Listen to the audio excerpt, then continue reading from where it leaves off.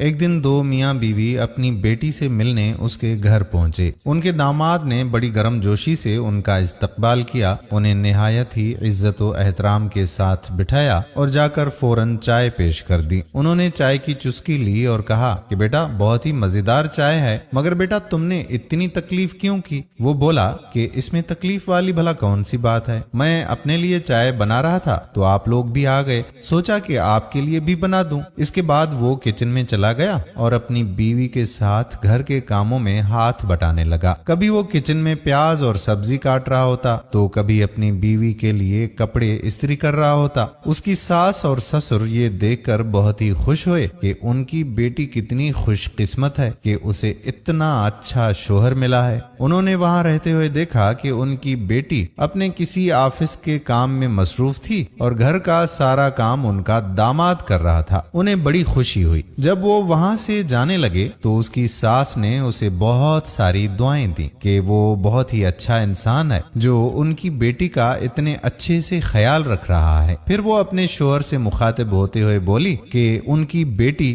سچ میں بہت ہی نصیب والی ہے جسے اتنا اچھا شوہر ملا ہے۔ اللہ ہر بیٹی کے نصیب میں ایسا ہی نیک شوہر لکھے۔ اس کے بعد وہ اپنے گھر پہنچے اور ان کے بیٹے نے جب دروازہ کھولا تو ماں نے دیکھا کہ اس کے بیٹے کی قمیض پر داغ لگا ہوا ہے۔ تو ماں نے پوچھا کہ یہ تمہاری قمیض کیسے میلی ہو گئی؟ بیٹے نے جواب دیا کہ وہ کچن میں اپنی بیوی کا ہاتھ بٹا رہا تھا، شاید تب ہاتھ لگ گیا ہوگا۔ یہ سن کر اس کی ماں کے تیور ہی بدل گئے اور اپنے بیٹے پہ غصہ ہوتے ہوئے بولی کہ کیا یہی سکھایا ہے ہم نے تمہیں کہ اپنی بیوی کی بیٹھ کر یہاں غلامی کرو؟ بیٹا منہ مسورتے ہوئے بولا کہ امی جان مہمان آنے والے تھے اور کام زیادہ تھا، اس لیے میں نے سوچا کہ اس کی تھوڑی سی مدد کر دوں۔ ماں نے بیچ میں ہی اسے ٹوک دیا اور بڑے سخت لہجے میں بولی چپ کرو، بڑے آئے مدد کرنے والے، ہماری مدد تو کبھی کی نہیں۔ بیٹا بیچارہ خاموشی سے سر جھکائے کھڑا تھا، بھلا بولے بھی تو کیا بولے، سامنے ماں تھی۔